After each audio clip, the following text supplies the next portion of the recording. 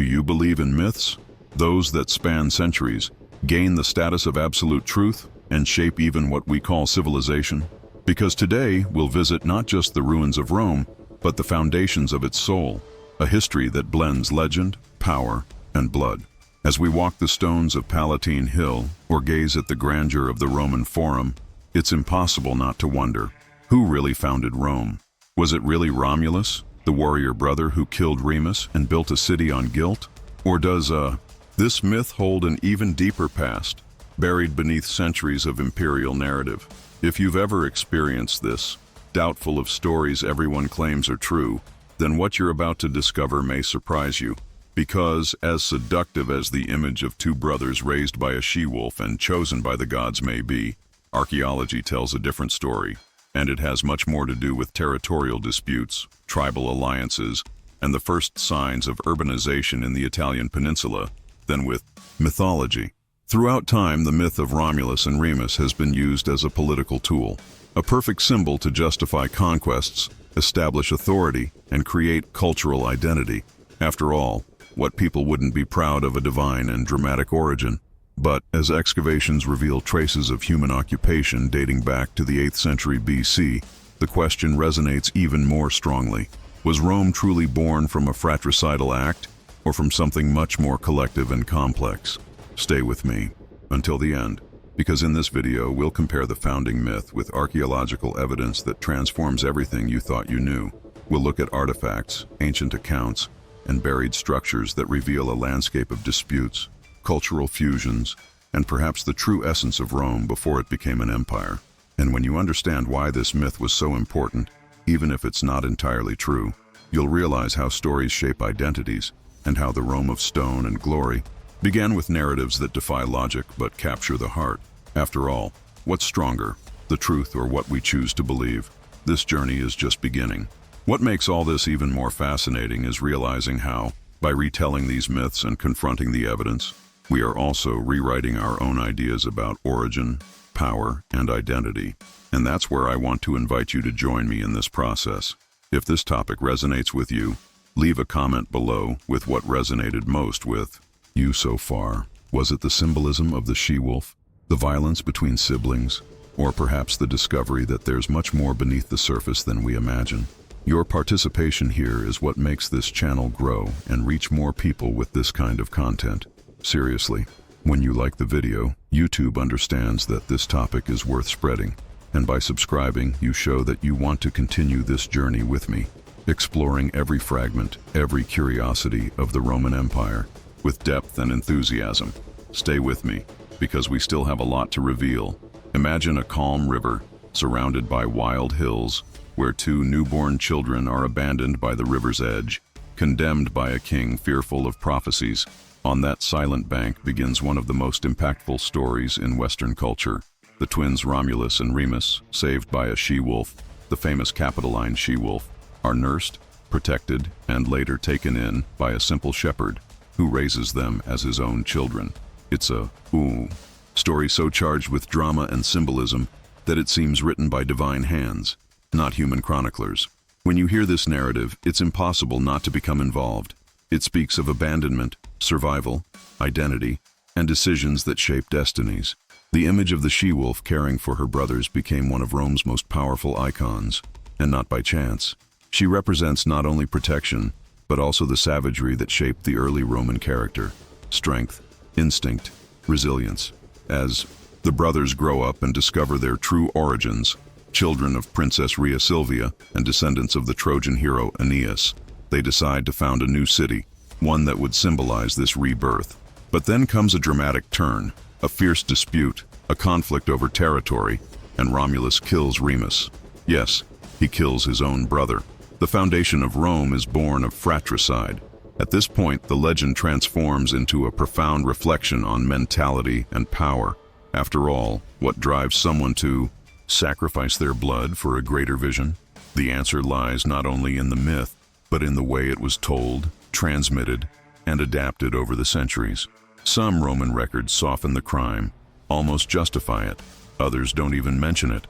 And here comes a fascinating element: the behind-the-scenes story of historical construction. Because the hidden truth about Rome lies not in what was said, but in what was hidden. Throughout history, the figure of Romulus has been exalted as an ideal leader, a visionary founder, even a demigod. His name baptized the city and crossed borders. What few explore, however, is the psychological impact of this myth on Roman identity itself. A nation born of conflict, brutal overcoming, the imposition of order over chaos. This is reflected in political decisions, in expansionist wars, in the way Rome shaped the world. It's as if the city were programmed to conquer, and it all began with two brothers and a decisive moment between life and death. Now I want to delve even deeper into this subject, because when we compare this moving and symbolic narrative with what archaeological excavations reveal, we find not only differences, but revelations that could transform how we understand the very origins of Western civilization. And these revelations are not just historical facts, they are pieces of a broader journey, one that questions what is true and how it still impacts us today. Right there, I'm on this journey too, just so I know you're here with me, building this story word by word. Remus's death at the hands of his own brother is the breaking point that transforms an epic story into a deeply human and disturbing issue. Many treat this scene as a narrative detail, almost an inevitable passage in the construction of glorious Rome. But if we stop and think about it, this act carries enormous symbolic weight. Why did Romulus, the founder of the eternal city, have to kill Remus? Where does the legend end and the real conflict begin? This is where interpretations multiply, and the historical background reveals a layer of meaning that goes far beyond the rivalry between two brothers. Some see Romulus as a determined hero, guided by a strategic vision of expansion and order. Others see him as a symbol of the most extreme Roman mentality, one that doesn't hesitate to eliminate what it sees as an obstacle. This conflict between heroism and political coldness is, in a way, a reflection of Rome itself in its early centuries. The city was born amid battles, broken alliances, and decisions that demanded sacrifice. And if the initial sacrifice was one's own blood, that already speaks volumes about the type of civilization that was emerging there. The hidden truth behind this episode lies not only in the act itself, but in the way it was told and used to support ideologies. The silence regarding Remus's feelings, the lack of popular reaction, the naturalization of fratricide, all this raises questions. Did the Roman people accept this story because they were already accustomed to this kind of imposition? Or did Remus's death serve as a warning? In Rome, even blood can be shed in the name of transformation. The impact of this narrative goes beyond the founding of a city. It echoes in political decisions, in the way power was exercised over the centuries, and even in the way leaders constructed their image. Romulus wasn't just the name behind the walls. He became an archetype, a role model, an almost sacred figure. And here comes an important revelation. When we idealize a founder who kills to create, we are validating a logic of conquest that can be brutal but effective. Rome chose this path, and many empires did the same, inspired by this mentality.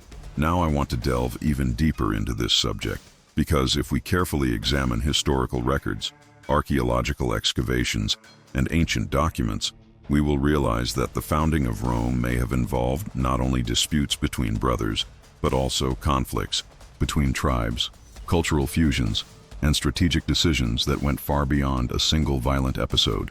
The legend of Romulus and Remus is just the gateway to a universe of events that reveal how the construction of an identity can be marked by blood, silence, and manipulated symbols.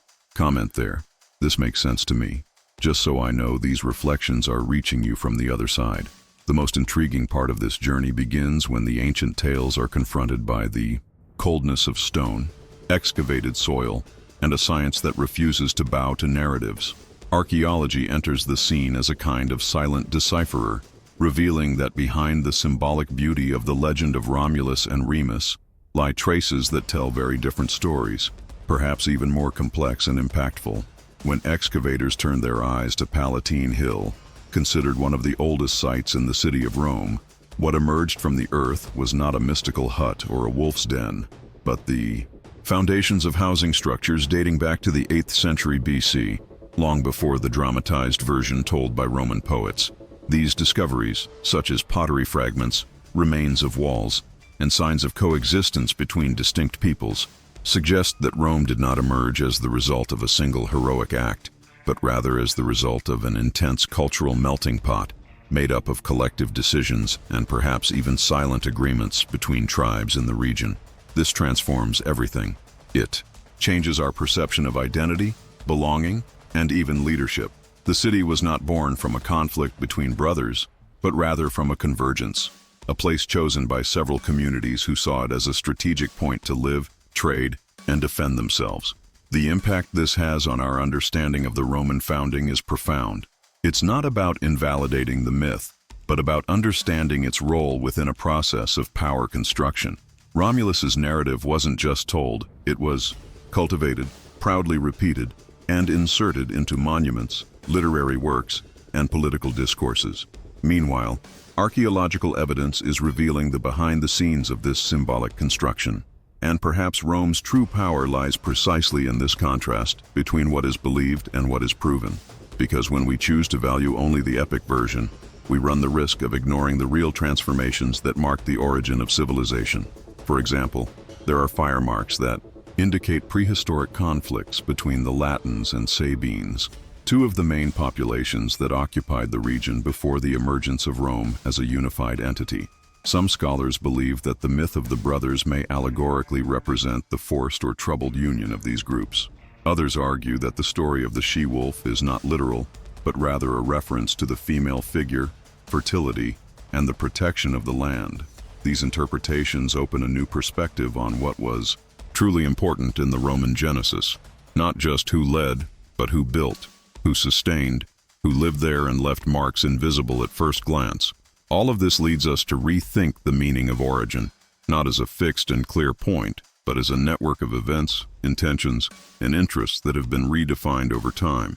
Archaeology, in this context, not only reveals hidden truths, it provokes a transformation in how we understand the past, questions interpretative decisions, and invites us to rethink the very way we create heroes and villains.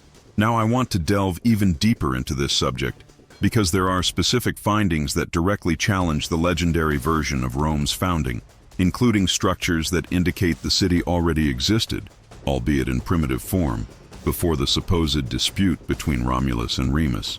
And understanding this evidence can completely change the weight we give to the traditional narrative. Comment below, this makes sense to me, just so I know this digging for ideas is really touching you. Delving into the depths of archaeology, one thing becomes clear. Myths are not just stories meant to entertain or inspire. They are tools, powerful instruments that shape consciousness, determine narratives, and validate decisions that often wouldn't stand up to logic if told without the brilliance of symbolism. In Rome, this is blatantly revealed. The legend of Romulus and Remus wasn't just told as a matter of tradition, it was strategically used to legitimize power, justify conquests, and create a sense of collective identity. And we're not talking about something random, but a veritable historical marketing operation. The Roman Empire, to be accepted as the heir to a divine mission, needed a storyline that placed its origins on an almost sacred level. The fratricide of Remus, as grim as it may seem, was absorbed as a metaphor for overcoming, for the need to eliminate disorder to establish order. And when this narrative is told, and retold by poets, philosophers, and official historians, always under the watchful eye of the state, it ceases to be merely a legend and becomes the basis of authority.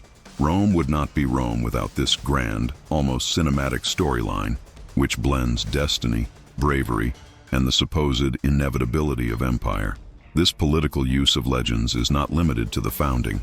It recurs at various points throughout the Roman history. Emperors, for example, often linked themselves to mythological figures or insisted on being seen as successors of legendary heroes. Julius Caesar claimed to be a direct descendant of Aeneas, the Trojan hero who escaped the destruction of Troy to ultimately found the Romans. This created an emotional bridge between the leader and the people, validating their decisions even in times of crisis. And of course, it reinforced the mindset that imperial power was predestined, not achieved by human effort, but granted by superior forces. This strategy demonstrates, how political decisions are imbued with symbolism to make them palatable.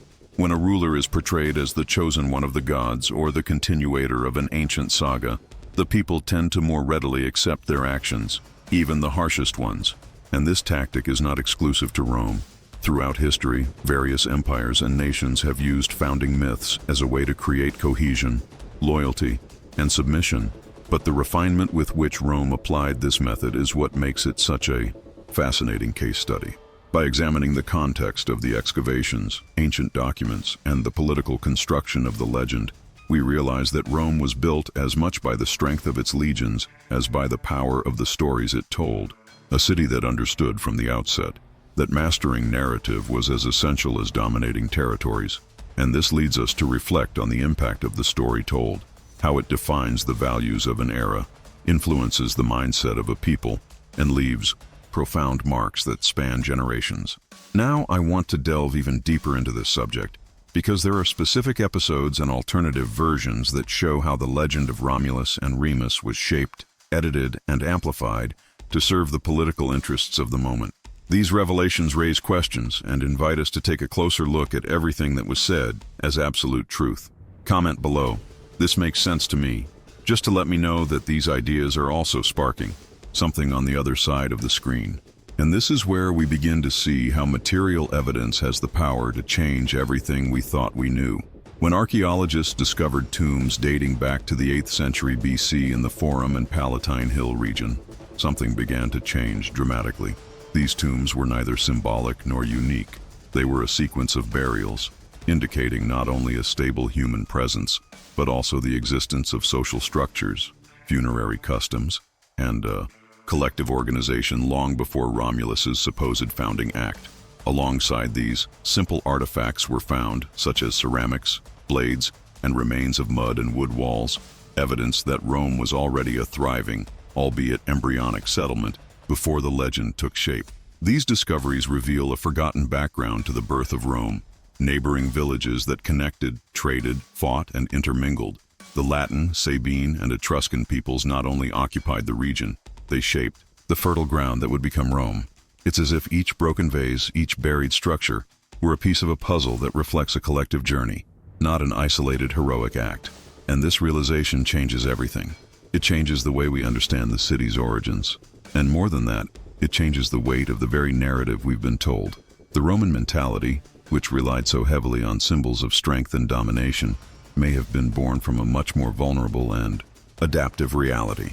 The murals that have survived, albeit fragmented, show scenes of coexistence between different groups, fertility rituals, and homages to the gods of the earth and the climate. None of this refers to the founding violence that legend preaches, but rather to a slow, organic construction, made of joint decisions and community impact. And this hidden truth provokes a transformation, not only in historical understanding, but also in the way we connect with the roots of Western civilization. If we stop and think about it, the need to create a myth like Romulus's may have arisen precisely from the desire to erase this initial multiplicity and centralize power in a strong, unquestionable male figure. It's a symbolic choice that defines everything: who leads, who decides, who appears on monuments. But by making room for archaeological evidence, we give voice to what was hidden. And perhaps this voice tells a much more human, diverse, and real story. From the buried remains and the meticulous analysis of these objects, we see the emergence not of a predestined empire, but of a city that was built gradually, with conflicts, yes, but also with silent agreements and constant exchanges. Now I want to delve even deeper into this subject, because the records that have come to light not only challenge the official version, they reveal that the founding of Rome may have been a gradual process, involving earlier settlements that already cultivated a mindset of construction and continuity. And when we connect the dots between the material finds and the accounts written centuries later, we realize how the backstage of history is full of revelations that deserve attention. Comment there, "I'm on this journey too," just so I know that these traces are resonating within you, like a new way of seeing the origin of all this. Even before the figure of Romulus emerged from myth, the region where Rome would be founded was already pulsating with life, culture, and exchanges between peoples.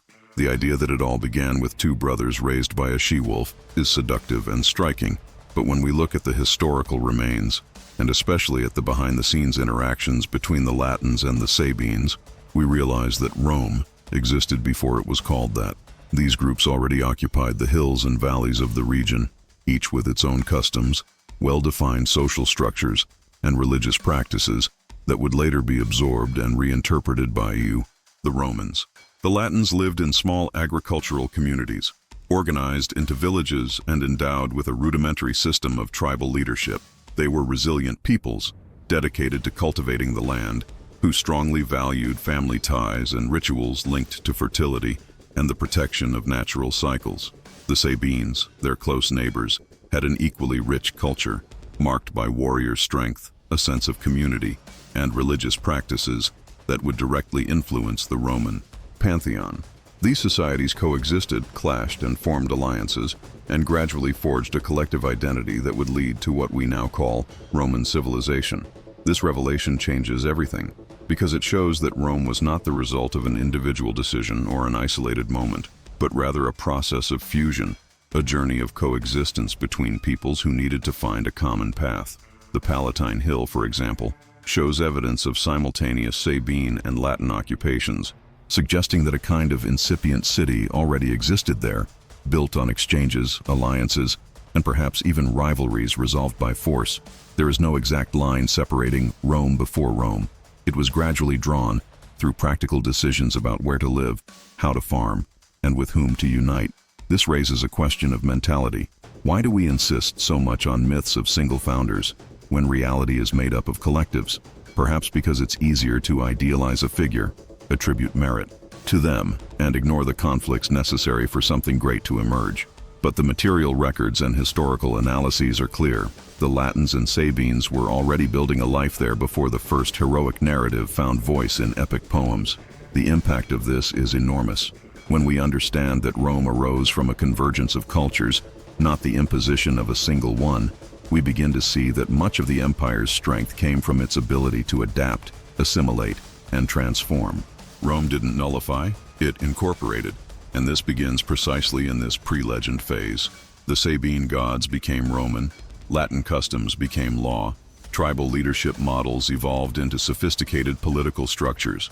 It's a layered process of construction where each people left their mark, even if their name hasn't survived the test of time.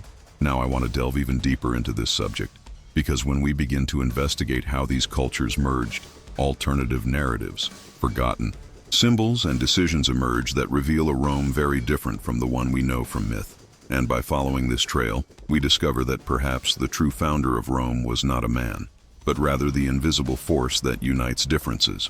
Write down, I'm on this journey too, just so I know that these hidden layers of the story are also resonating within you. At this point in the journey, it's natural for deeper questions to arise about everything revealed so far. After all, we're dealing with two layers of understanding: the legend that fascinates and moves, and the reality that surprises and transforms. And perhaps most importantly, realize that myths aren't lies. They're symbolic versions of what we can't explain with complete certainty. They're narratives that attempt to give form to the invisible, meaning to chaos, and identity to a people who needed to see themselves as something greater. In the case of Rome, the founding myth doesn't just conceal a violent episode between brothers. It reveals a mindset of power, conquest, and destiny that would shape the empire for centuries. The story of Romulus and Remus, when viewed from this perspective, ceases to be a literal tale and becomes a powerful allegory about decisions, leadership, and transformation. Fratricide can symbolize the difficult choice between order and disorder. The she-wolf, the ancestral protection that survives the dangers of nature, and the construction of the city, a collective journey, transfigured into an individual gesture. None of this needs to be objectively true to be relevant. The impact lies in how these symbols affect the worldview of those who consume them. And Rome knew how to use this like no other. But what really moves us is realizing how these versions shape the way we interpret events. If we grow up hearing that Rome was born of courage, strength, and sacrifice, we tend to value these virtues in our own stories. And that's precisely where the invitation to reflect lies. What is historical truth for you? What was recorded by chroniclers and archaeologists? Or what resonated emotionally across generations? Is there a clear line between facts and meanings? Or does everything blur together as we evolve as a society? This intertwining of myth and reality is more than a historiographical challenge. It's a personal provocation, Because how you interpret a narrative says a lot about your own values, your decisions, and even your way of seeing the impact a story can have on the world. By understanding this, we begin to question not only the past, but also the present. Do we still use myths to justify actions, choices, and social structures? Do we create heroes where we should be looking to collectives? Now I want to delve even deeper into this subject, because there are specific interpretations in art, ancient coins, and Roman political traditions that show how these stories were intentionally refined, adapted, and distributed over the centuries. And these revelations serve not to destroy the myth, but to understand its function and value in different contexts of the human journey. Comment below, this makes sense to me, just so I know that these reflections are also touching the way you see the story and what it represents. When we delve into this interweaving of myth and reality, something begins to reorganize within our perception. It's not just about understanding how Rome was born, it's about how that birth shaped the mindset of an empire that redefined the world. From the moment the Romans began to see themselves as descendants of a founder marked by bravery, conquest, and supposed divine protection, everything around them became a reflection of these values. It's as if the very identity of the empire were an amplified echo of the myth of Romulus: strength over fragility, order over doubt, dominion over negotiation. This vision did not emerge by chance. It was carefully cultivated and used to justify decisions that altered the course of history.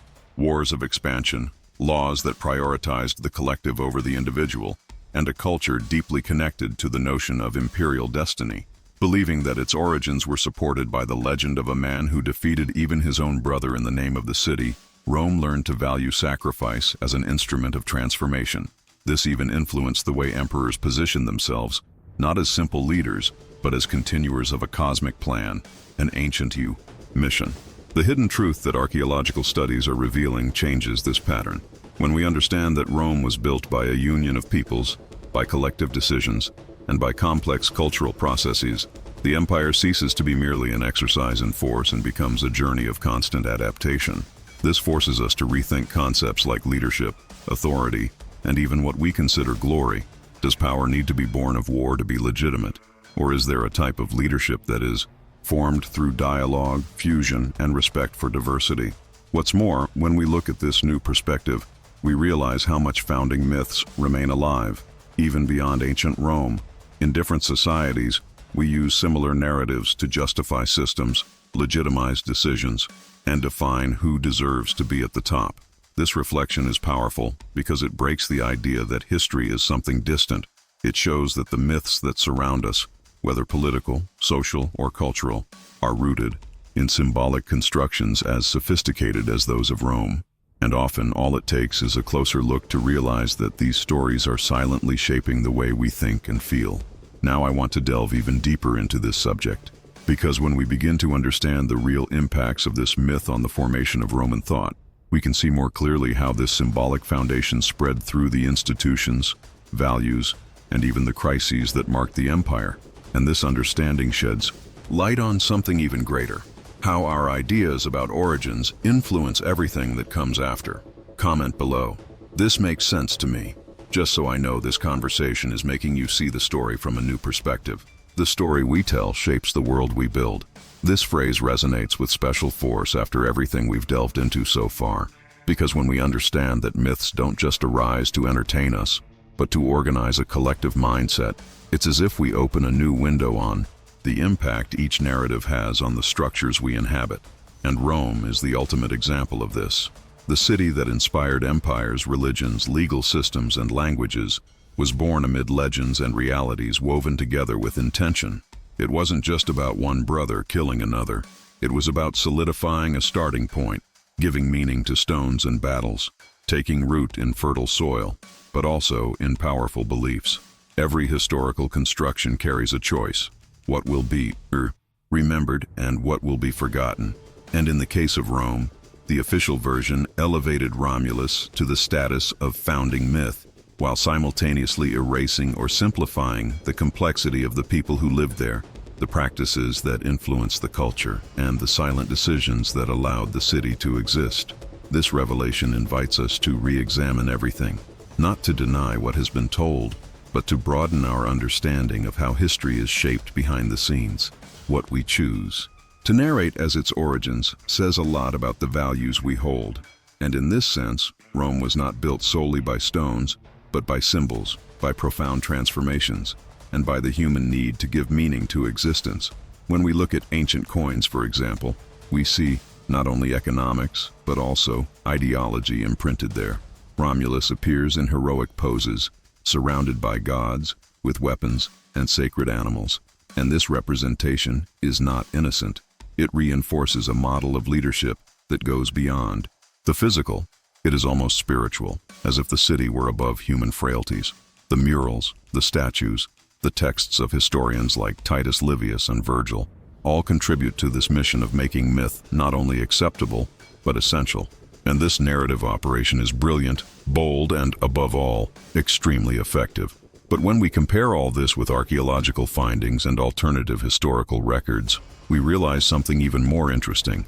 Myth doesn't collapse. It expands.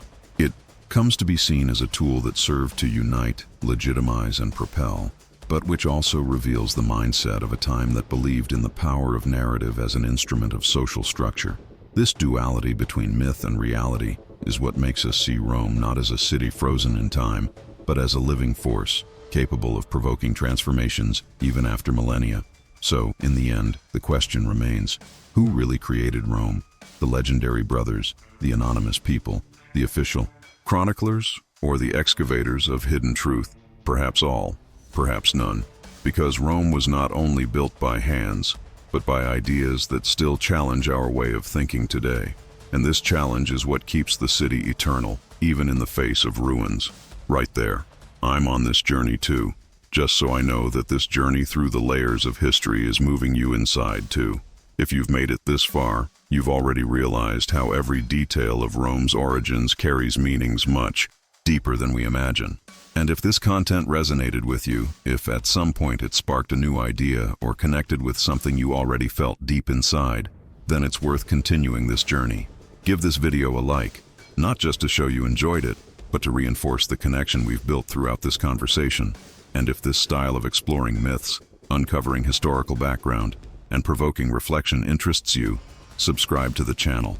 That way, you won't miss the next dives. There's much more revelation awaiting you. Oh, and just so I know you stuck with me until the end, comment, "I'm with you until the end." It's a simple way to show that this message truly touched you. There's a video here that complements this topic and expands on these ideas even further. Click and follow me there. Let's continue unraveling the soul of Rome together.